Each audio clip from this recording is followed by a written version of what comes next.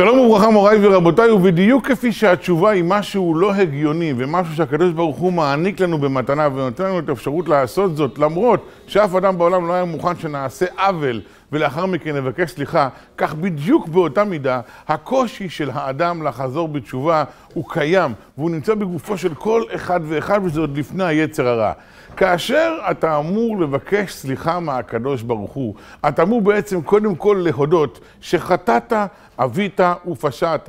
אתה אמור להיות ההוא שמוריד את אפו עד לרצפה ואומר, ריבונו של עולם, אני מודה שלא נהגתי כיאות, אני מודה שהתנהגתי בצורה לא ראויה, אני מודה שחטאתי ועביתי כלפיך עוד לפני מישהו אחר בעולם שהתייחסתי אליו בצורה לא יפה, כאשר אני נמצא כשווה בין שווים. אני נמצא מול הקדוש ברוך הוא שמחיה אותי, שמנשים אותי יום יום ושעה שעה, וכלפיו אני חוטא. וזה מאוד מביך, זה מאוד קשה. קשה לאדם להודות בטעות שלו. הרבה יותר קל לומר, אשמנו, בגדנו, גזלנו, ולכוון על כל השכנים ועל כל בני המשפחה, ולומר שדווקא לכבודם אני מתוודה ודווקא משום כך בלשון רבים. הרבה יותר קל לומר, אנחנו ואבותינו ואנשי ביתנו, ולכוון על האבות ועל אנשי ביתנו, ולהשאיר את עצמנו מחוץ לתמונה. כי אנחנו הלא אנשים הגונים, טובים, מיוחסים, וכאלו שעושים כל דבר רק לאחר מחשבה. אבל בדיוק זה מה שלא קשור לחזרה בתשובה. החזרה בתשובה שנדרשת מכל אחד מאיתנו היא לפקוח עיניים מהדברים שעשינו, ולומר,